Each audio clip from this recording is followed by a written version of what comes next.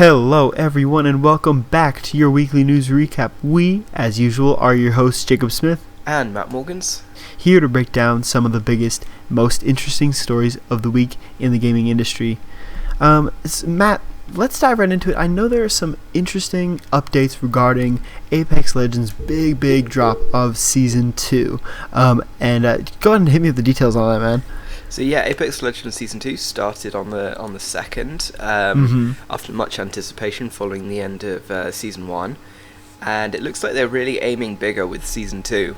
They've put out a lot of statements basically reassuring players that they've heard the feedback from Season 1, and they're putting in more content, less grinding, and generally aiming for a more positive experience. Nice. Which is definitely going to be important for the studio, as they recently said that they're not planning to ever work on a sequel to this game. They're just going to keep producing more seasons. So this is a good start. Yeah, keeping players invested is definitely going to be important in the long run. So yeah, the new season brings Watson, new legends. Also brings the L-Star, which is a classic SMG from Titanfall 2. And along with that, there's also a big weapons rework for a lot of the game's existing weapons. The map's gotten a redesign. They've added in all sorts of new animals, which is something the map was completely devoid of before.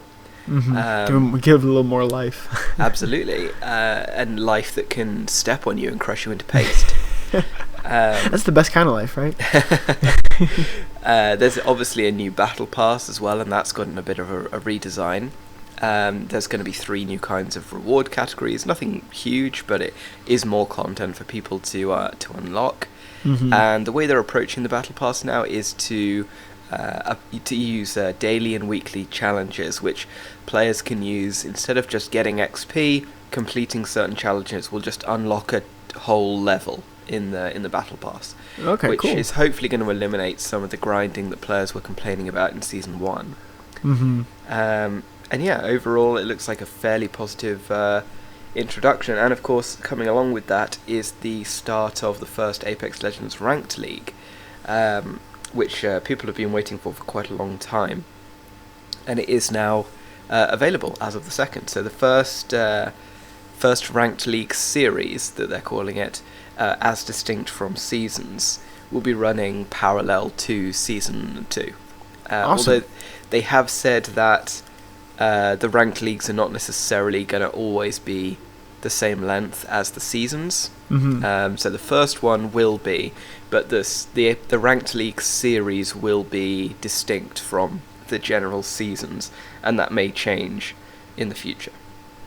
That makes sense. I mean, this, like you said, huge info about Season 2 and a lot of really great content. And I think this is, like you said, a great way to maintain longevity and maintain fan interest. Definitely. Doing big drops like these. And especially, we've heard directly from Vince Zampella that, like, they're not doing these kind of frenetic, frequent updates like Fortnite has done. Rather, they're pacing themselves, doing bigger content drops, and allowing themselves more time so that they don't kill their devs, which we always appreciate.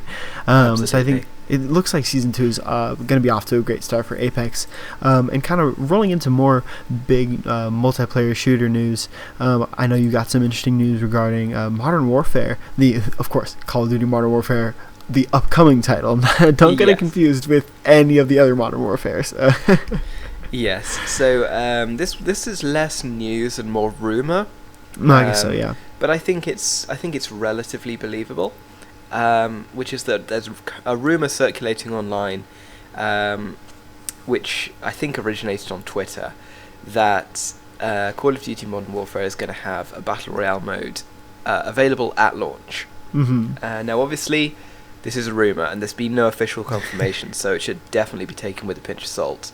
But in terms of what the rumor actually is, it's certainly feasible that this would be the case. So the rumour is there is going to be a Battle Royale available at launch. It's going to be potentially playable with up to 200 players per match. Jeez, okay. And to support that, it's going to feature a map that is 3 times bigger than that of Blackout. Wow. So, again, it's also worth noting, even if some of this turns out to be true. It's also possible that this might be out-of-date information, or things may be changed internally prior to release. So, it could be that that figure might be a little bit ambitious, and maybe they'll cut it down before release. We won't know for a while yet, I think, but... That is no bite-sized rumor, though. I mean, that's a lot to take in. And they've also said in this rumor that the Battle Royale would feature a revive system, like Apex Legends and Fortnite after they copied it. It would feature supply drops. Players would deploy out of an AC-130. Classic. It'll feature tier-based weapons, and the ring is apparently going to be a ring of poisonous gas, which makes sense given what they've shown in the game so far. Very Call of Duty. Based on the success of Blackout, it wouldn't come as any surprise to see. No, this is totally feasible. Yeah, especially with the game not including a zombies mode, which has always been a big focus in previous titles. Yeah. I think seeing a Battle Royale available at launch would be pretty expected. This obviously gives us a bit more detail about how potentially large that will be, and we'll have to wait for an official confirmation from Infinity Ward before we can know for sure. Yeah. But yeah, I think this is certainly believable. I don't know that I'd necessarily put money on it all being accurate, but I think it's definitely something to watch out for. Yeah, that'd be a dangerous bet for sure. But I think, like you said, totally feasible. Like, if they announce that they're like, yeah, this is true, I wouldn't be all too shocked, especially, like you said, given the success of Blackout and given the fact that every Modern Warfare, despite, not having a zombies mode, has had some sort of extra feature, whether it be their, like, special operations, or their endless horde mode kind of in Modern Warfare 3. So this would kind of be the perfect addition to round out a solid campaign and a classic multiplayer for Call of Duty. And I wanted to kind of jump into news regarding Shenmue, or regarding the Epic Games Store and Shenmue 3, because Kickstarter backers were recently thrown into a bit of a tizzy, an understandable one, when it was... I want to say announced, but that wasn't really the case. It was revealed that Shenmue 3 would be coming to the Epic Games Store. This was in the very, very bottom of the E3 trailer shown at the PC Games Showcase at E3. And people were kind of took to the internet. They're like, is this the Epic Games Store logo and no Steam logo? And sure enough, it was confirmed. And then later it was confirmed that EaseNet and Deep Silver would not be able to issue refunds for backers who were promised that the game would be available on Steam at launch. Yikes. So understandably, fans were pretty upset they couldn't play on their platform of choice. They were deliberately misled up until the day of E3, when EaseNet and Deep Silver had plenty of time to tell them about this beforehand. Yeah. But what I think is interesting about this controversy is how it's kind of concluded, or rather progressed, in that Tim Sweeney took to Twitter to say that Epic Games will be completely refunding those Kickstarter backers who want refunds, who are unsatisfied with the switch to the Epic Games Store. That's a surprisingly decent move, but it does also somewhat match up with what the studio has done in the past. This kind of sudden announcement is something that they've explicitly said in the past that they didn't want to repeat. Yeah. and here we are. Yeah, funnily enough, the occasion that they didn't want to repeat was another deal with Deep Silver for Metro Exodus, and Deep Silver left it till the real last minute to actually announce. So I don't know why they've necessarily left it to the last minute again. Seems to be a nasty habit of theirs. It certainly does, and it must be frustrating for the Epic Games Store, because I feel like they're demonized to such a degree that people aren't necessarily pointing the finger in the right direction when it comes to decisions like this. This is not a decision, I'm sure, that was made at the very last minute. I'm sure this was at least in negotiations for quite a while. It had to be. Deep Silver and EaseNet just didn't make it public, maybe because they didn't want to harm Kickstarter backing or sales or anything like that. Or hype, yeah. Any number of things that could damage the game's release. Yeah, which is potentially troubling on its own. But, it's surprisingly decent for Tim Sweeney to come out and say that they will actually do refunds where the company who should be doing it wouldn't actually do it themselves. Well, what I thought was interesting, what I actually kind of liked about his comment, was that he specifically said Epic's funding the cost of all Kickstarter refunds resulting in the from Shenmue 3's move to the Epic Game Store, so that refunds won't reduce EaseNet's development funding. That's also decent. I think that's really important because it's clear that Tim Sweeney doesn't want the game's quality to be sacrificed as a direct result of a move to the Epic Game Store. Yes. I think that it speaks volumes of the fact that they still want good quality games on the Epic Game Store, of course, and that they're willing to kind of bite the bullet on a pretty potentially serious cost. That speaks to their desire to maintain developer integrity, the integrity of the product that the developer had in mind. Yeah, hopefully so. And of course he said that in the future they want to avoid this. Again, kind of reiterating what you said, they want to avoid this. They will either coordinate with colleagues at other stores to ensure key availability in advance or guarantee refunds at announcement time. But either way, hopefully they kind of get this under wraps. It sounds like, once, okay, it's a fluke. Twice, especially with the same developer, I don't want to say shady, but it's kind of underhanded. At least that's how it's starting to feel. Yeah, certainly to see it repeated twice after they really should have learned after what happened with Metro Exodus.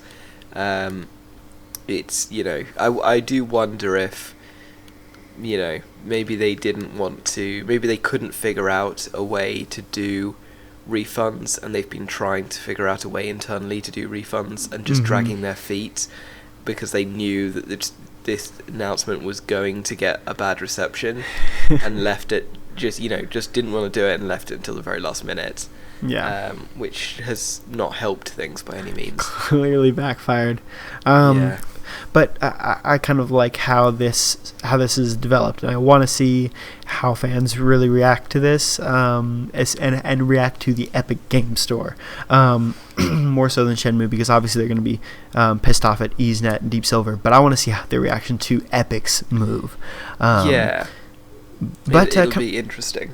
Yeah, absolutely. I'm going to keep my eyes on it, despite the fact that I'm not even a big Shenmue fan.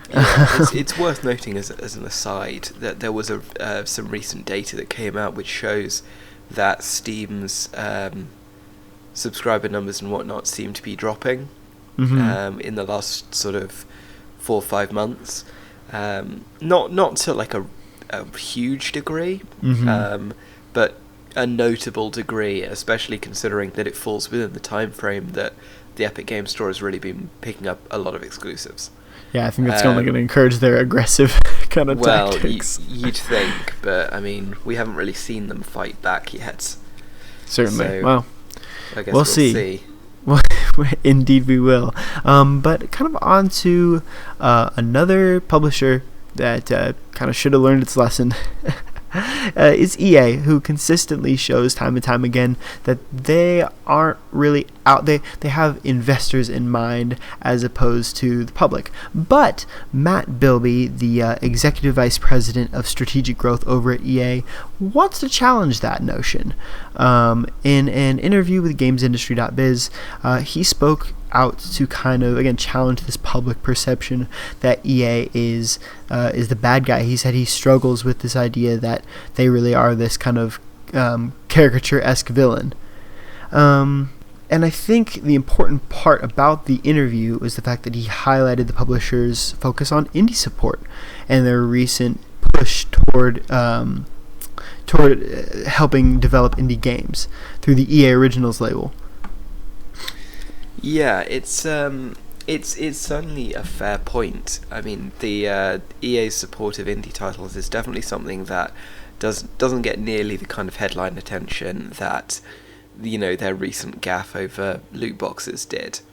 And while that's obviously a very important story on its own, I think it's worth not necessarily viewing EA as being such a monolith in a way that they're often portrayed in the media and by gamers. And, at the end of the day, although they are a major corporation, there's a lot of people in that corporation doing a lot of different things. And, the people who are making decisions about loot boxes are not necessarily the same people that are making the decisions about indie support and working on a day-to-day basis on that particular project. And there's different profit motives behind different parts of that. Obviously, they are a publicly traded company, so they do have investors that they do have to satisfy, and that does mean that they can't make the kind of risky decisions that other studios are maybe more willing to make, because they're less beholden to investors. They don't have to make the case that every decision they make is guaranteed to make a profit. Yeah, and I think what's also interesting, because like you said, they're a public company, which the article goes to mention, and Billy kind of addresses by saying, while this is kind of a philanthropic endeavor on EA's part, because EA Originals essentially foots the bill for the entire cost of development and then gives the developers of those indie games the entire cut of the profit. So essentially they're benefiting from this, and they're able to please their investors by saying, look, we're able to pool from this talent to inform on our other games. Indeed. Like where we make mistakes technically developmentally in other games, we can be informed, be advised by these smaller developers, these smaller teams who have kind of more original ideas, which I thought was a really interesting trade-off, because it's not directly monetary. I think it definitely forces investors to think outside the traditional box of like dollars and cents, which they're so used to rightfully thinking of. And I think that alone will help to kind of challenge the public perception of EA. Granted, we can't ignore the kind of the nefarious deeds they've been up to in the past, especially regarding loot boxes, microtransactions. Like, no one is trying to negate that, but this is definitely an interesting conversation surrounding, the idea of EA's morality, of their stance in the gaming industry. Yeah, I do think that. A lot of people on social media, and to a lesser extent certain aspects of the news media in general, is maybe a bit quick to tar and feather big companies when they make mistakes. And EA has certainly made mistakes. I'm certainly not saying that they're blameless. No one is, I don't think. Yeah, but it's worth noting that the EA Originals program is doing some pretty good work when it comes to working with indie development. And that does deserve attention, and I do think it's probably not gotten the attention that maybe it deserves. But similarly as well, we do need to look at stories like the loot box story and how that resolves itself in the coming months. Yeah, I mean, what's interesting is like our last episode, our feature story was all about the loot box controversy. Indeed. And their quite ethical practices. And now we're talking about, well, is EA all bad? Like, I think that in and of itself, the fact that we're having two very different conversations in two very separate weeks is indicative of the multifaceted nature of this conversation around EA. It's worth noting as well that that one of the biggest games coming out from EA later this year is a game that's a purely single-player story game with no microtransactions. Yeah. The Fallen Order is going to be a big one. Absolutely. And while it's not an indie title, it's a big step in the right direction in a lot of gamers' eyes, of course, if they manage to pull it off without pulling any shady tactics, like we have yet to see. But so far, the promise is good. If they do pull it off, it's potentially a very good move, or like a very good indication that EA could get away from some of their more profit-driven tactics that they've used in the past, like loot boxes. Because if Fallen Order is highly profitable, it gives them something that they can say to investors. Look, here's an example of a game that didn't rely on microtransactions and loot boxes, and yet it was still highly profitable. And it'll make it a bit easier to make the case for making more games like that. Well, and I think it also eases the minds of gamers who are going to say, okay, EA is able to develop these awesome single-player or indie experiences and also have like their FIFA Ultimate Team. Like they can be mutually exclusive as long as we're reassured that they're not going to try to push live service mechanics into every experience. Like that alone is a huge restoration of faith among gamers. Again, we have yet to see, really, we have to wait until November to see if EA can really manage to not take the greedy route with Fallen Order. Yes. But again, so far the promise is tantalizing. Yes, certainly. I'd agree that I think it's worth waiting until launch to make a resolution on that, because we have seen some shady stuff from EA in the past that hasn't been revealed until launch. Yeah. So as much as I do want to hope that Fallen Order is going to be all it looks like it's going to be, there is unfortunately a bit of a nagging doubt that they might put in something a little bit shady. But fingers crossed that the Fallen Order launch will be without any other hiccups. I'm certainly hoping so, and I hope this interview is something that people pay more attention to, just beyond just a headline, because I think there's a lot of important things that Matt Bilbey has to say. Again, nobody's trying to ignore the things that EA has done in the past, but I think there's an interesting future ahead, especially regarding their indie titles. Indeed. But to kind of round the week out in major news stories, we saw an interesting incident regarding censorship in a country abroad from both of us. Over in China, there's been some trouble in the water as indie developer IndieVent, who are the creators of the horror game Devotion, which was really critically well received for its unique aesthetic and really kind of horrific atmosphere that it generated. They've had their business license revoked, but this was not an unprovoked action, because there was some time ago, following the release of the game, there was the discovery of an Easter egg mocking the Chinese president Xi Jinping, who has been in the past on the internet compared to the jolly cartoon character Winnie the Pooh, not necessarily for his jolly disposition, more for physical appearance, and that kind of became a soft spot for the president, and he then banned any mention of or depiction of Winnie the Pooh in China, period. And this game, which, I mean, okay, sure, take it there if you want to, but then IndieVent included a little Easter egg comparing him to Winnie the Pooh and calling him an idiot, loosely translated, of course. And unfortunately, recently their business license was just revoked. Again, no clear reason was really given, but we know why. Yeah. And I think this is really indicative of how different things are for developers and artists in general overseas. Well, in such heavily censored countries. Yes, in such heavily censored countries like China. Yes, as much as China is the largest gaming market, their government's approach to gaming, media, art, and pretty much anything else that could be censored is not great, to say the least. No. And this is another indication that they're not exactly the most receptive audience when it comes to original content. I mean, obviously, in this case, there was an active attempt to compare the president to a children's cartoon character, which you might say is a bit thin-skinned from the Chinese government. Just a bit. But I think it's less about, the president having a thin skin and the government trying to enforce a zero-tolerance policy when it comes to criticism of the state.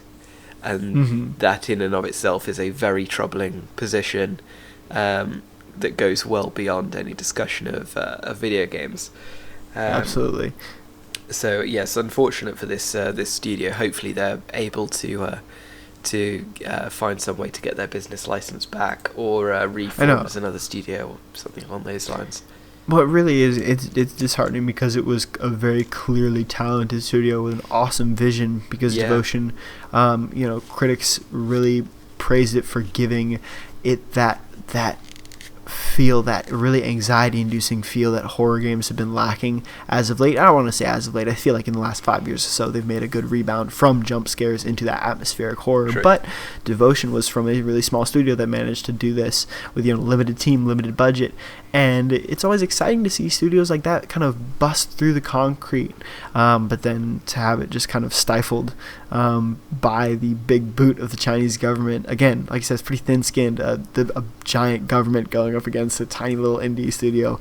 But I guess that's kind of the point of censorship. It's a troubling state of affairs, though, especially when it is easy to forget how good we have it over on our respective sides of the pond. Certainly. Because if a game could not be banned for mocking the president of either of our countries here, like, that's just not something that we could really even fathom happening. And the fact that that is such a real threat for artists and for game creators, it's, like you said, China's the biggest gaming market in the world, but what does this hold for the biggest gaming company in the world, or gaming market in the world? Yeah, it certainly does. It suggests that game developers are going to have to be mindful of the way they present China if they want to sell their games in the Chinese market. Mm-hmm. Yeah, and I think it kind of it takes the extreme censorship that we've seen in countries like Australia, who censor for content, to an absolute nightmarish level of extremities. Like certain games have been banned in places like Germany and Australia for depicting drug usage or explicit sex or violence. But this is such a minor, seemingly harmless thing that has shut an entire studio down. I mean, that is unprecedented. Yeah, for sure. But hopefully, like you said, IndieVent is able to get back on their feet and keep producing the games that we all love seeing from them. And that's kind of going to do it for our big news roundup. Matt, you've got an awesome little tidbit about something really cool that just premiered on VGR. Yeah, we actually just recently, last week, partnered with Sony Masterworks to premiere the most recent music video from Into the Storm, which is Enon Zer's new album with Sony Masterworks, which that came out start of June. But yeah, this new music video for the track Shalaya came out last week, and we published the premiere on VGR. So please do check that out. There'll be a link in the video description below if you've not seen the video already. Awesome. Yeah, please go check that out, because that's such a cool big premiere for us to be able to host. I know I was really excited about it when you told me the news, and now it's finally public. Everyone should absolutely go check that out. But that is going to wrap everything up for us today. Thank you so much for tuning in. You can find links to these stories and more all at VGR.com. As usual, we're always looking for ways to improve the podcast. So if you've got any feedback or any questions that you'd like answered on the show, please don't hesitate to leave your comment down below. Once again, I've been Jacob Smith. And I'm Matt Morgans. And we will see you next week.